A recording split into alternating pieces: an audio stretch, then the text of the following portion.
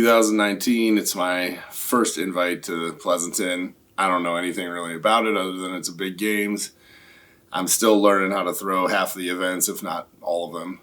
So it was really just a big learning experience. I did my first caber flip on the challenge day. Won a little bit of money, but didn't count towards my overall score, which essentially dropped me to like fourth place, not having any experience on the caber. So that was kind of a bummer, but it definitely lit a fire under me and wanted to come back and showcase what I can really do.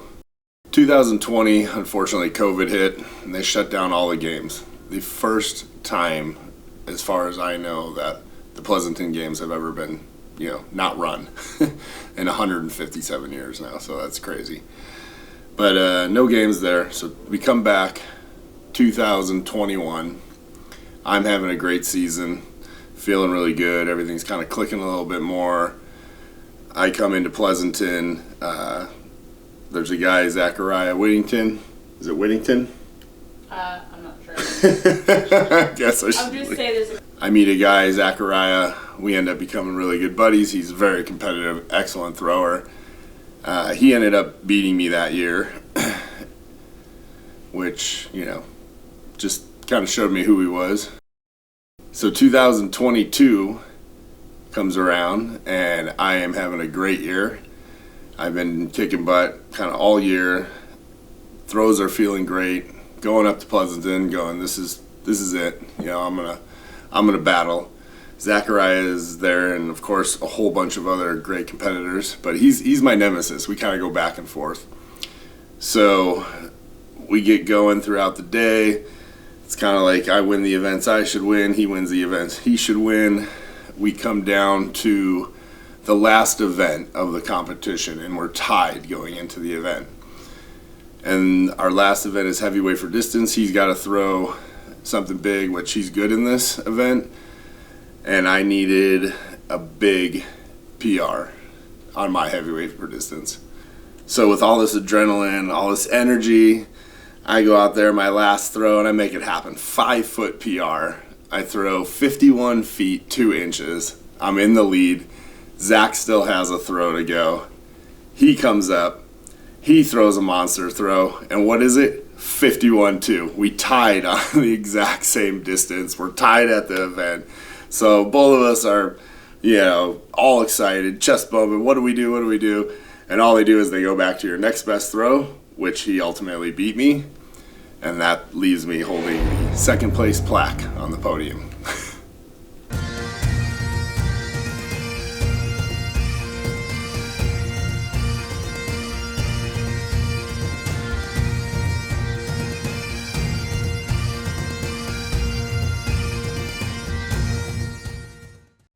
Pleasanton, California, 157th Scottish Highland Games.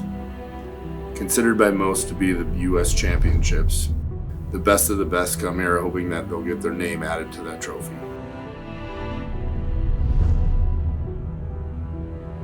In first place overall for men's Masters 40 to 49 class. So hammers are not my thing, and I open up with a fourth place. I'm just kind of walking around this field like a zombie. Don't even feel like I'm here. Like literally my body is here and I don't know, my head is over here. It was crazy. I'm sure, flying back across multiple time zones and 12 hours of travel, home for one day, fly up to Pleasanton, compete the next day. It was a lot, and I think I definitely underestimated what I was going to be able to do, or I guess just how I was going to be able to come out of the gates. And hammers, like I said, are not my thing. So I was just hoping to hold court, hopefully get up in the top 3, which is always my goal. But, I was out of it. People were coming up to me, like asking if things were okay. And I was just kind of shaking my head, nothing, no answer. Normally I'm pissed, or normally I'm whatever. I have some kind of emotion, and I just remember not feeling anything. We were obviously coming off of being in Switzerland for 10 days, a 9-hour time difference, 1 day at home, turned around, went right back to Pleasanton. So I knew it was going to be a little bit rough on Rick doing that back-to-back competition. But I felt like luckily we knew his I would say like number one competitor that he would be going against, Sakurai, would also have that same time difference travel. So the playing field would be pretty even, I think, for both of them going into this one. And, you know, typically because Rick is such an athlete, I can tell how he's feeling. Like if he's doing great, he's excited and amped up. And if he's not doing great, you know, definitely angry or, you know, he has some kind of like fire wanting to do better. And day one, starting off, I could just tell he was like not there. He looked totally out of it, and he looked like he was just not connected to the competition.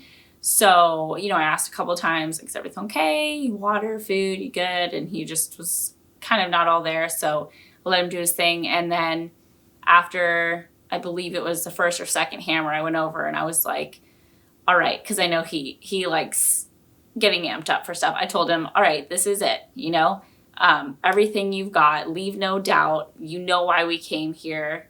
Go and do your thing. Like, you can do this. Yeah. After that, let's roll.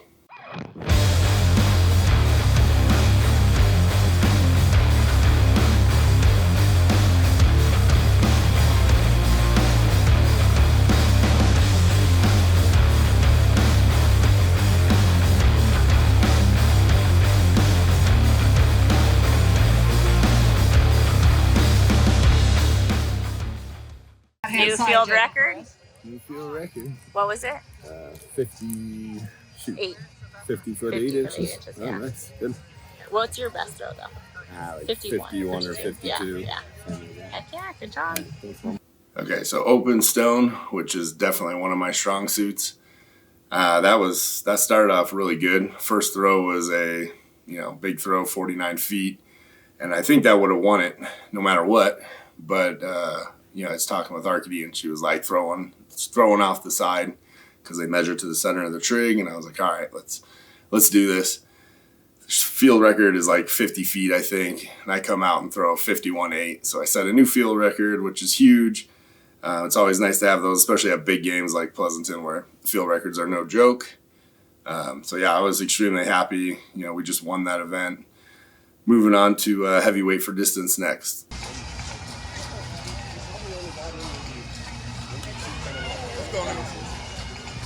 Huge opening toss by Megan McKee. There we go. That was better. All right, so heavyweight for distance. This is definitely a strong suit of Zach's, and he did come out and throw a monster. I wasn't feeling very good with my weights. In fact, I think I tweaked like my lower back on my first throw. I planted hard, and I just felt a little jolt, but it wasn't horrible. Just kind of was shaking it off as the event was going.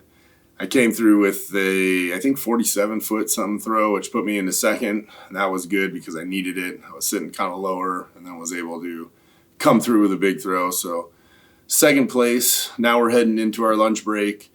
We're going to move over to the track, which is in front of, all the fans. There's like 3,000 fans in the stadium there. So this is where we do wob and caber, and it's awesome. It's tons of good energy. So the crazy thing was I didn't even eat in the morning. That's probably another reason why I started out like shit. But I actually get to go eat now and, feel a lot better moving over to the track.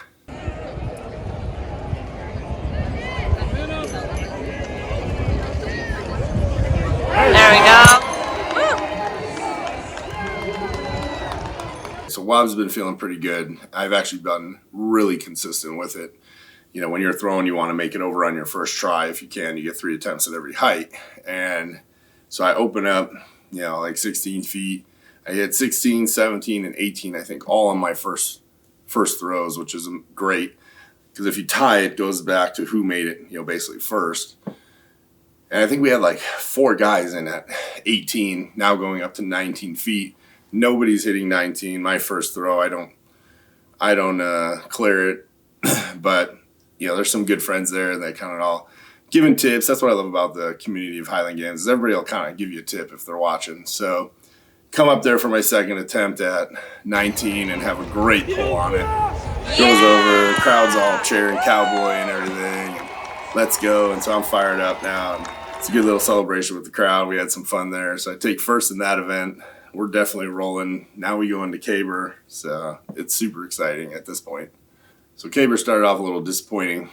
First 2 attempts were nothing special. Got some degrees, which means it went up, but it didn't flip over. One guy flipped a 930. Nobody else is really flipping this big old caber they gave us, and I know I can get it. I'm usually pretty confident with cabers now. So 3rd attempt comes up, and I do flip it. I get 1030, so just enough to edge out and take the win. And I'm sitting pretty. Like, this is probably the biggest lead I've ever had in a games. I think I had like a 6-point lead or something like that over 2nd place. And it's the end of day 1. Pleasanton is rare because we do, half the events on Saturday and half the events on Sunday. So now it's all about, can my body hold up and come out and put on a good show for day 2.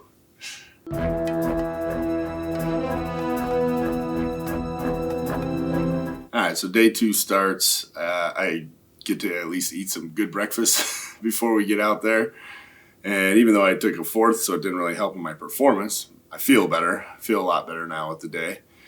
And I didn't lose much. Zach threw a really good hammer, and I think he took first. But I think I only lost 1 point to him in that event. And I'm not feeling too much pressure because we're going into Braemar, which is my bread and butter.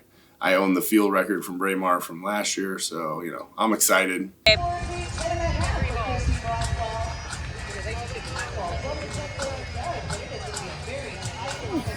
Wow! 41. Braemar, again, started off really good. Threw my opening Braemar stone right down the middle. I don't remember what I threw, but it was a big throw, enough that probably would have won the competition, I think, with that throw. And, I again tried to throw one out the side because I own the field record here, plus I want to see how close I can get to the world record. And I threw in a big throw. I think I threw 41 feet 9 inches. So set a new field record in Braemar. I'm ecstatic. I mean, I'm up by, I think, 7 or 8 points maybe at this point. So we're looking really good. All right, lightweight for distance.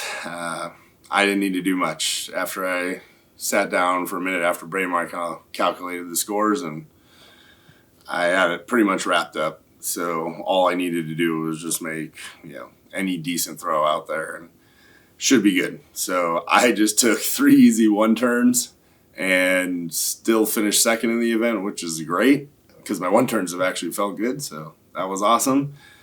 So we did it. All these years, 5 years now in the making that I've been training and competing, and it being, multiple times up here at Pleasanton, and last year losing by a point, and then knowing that this year is going to be a battle, and I don't know, kind of just ran away with it. It almost it almost kind of seems surreal. I expected a lot more at the end there, but I'm going to take it either way because one thing that's cool about Pleasanton is the trophies. They have so many trophies. If you go under the grandstands, you can just see all the trophies they have over all the years, and it's amazing. It's really cool to see. And then each category or group has a trophy, and ours is really cool. They put all the winners' names on it. So, one of the coolest things was we were throwing Challenge Wob, and Zach came over to me, and he started talking a little bit of shit about, don't get used to it because, his name's going to be out there next year. And I told him my name's going to look good back to back. And, I like that. I like having that back and forth. It reminds me of playing football and all the back and forth you'd have with guys. And, he's still my brother, man. He's a good guy, and I know we're going to compete for many years to come. So that was a cool moment. The overall experience this year, just the crowd being, huge on Sunday, and, you hear everybody yelling for you and cheering for you. And my girl, she's over there, helping me out, taking videos. It's just amazing. Like I said, the whole experience this year was like I said, surreal. It was everything I could imagine it to be, and probably more. In first place overall for men's Masters 40.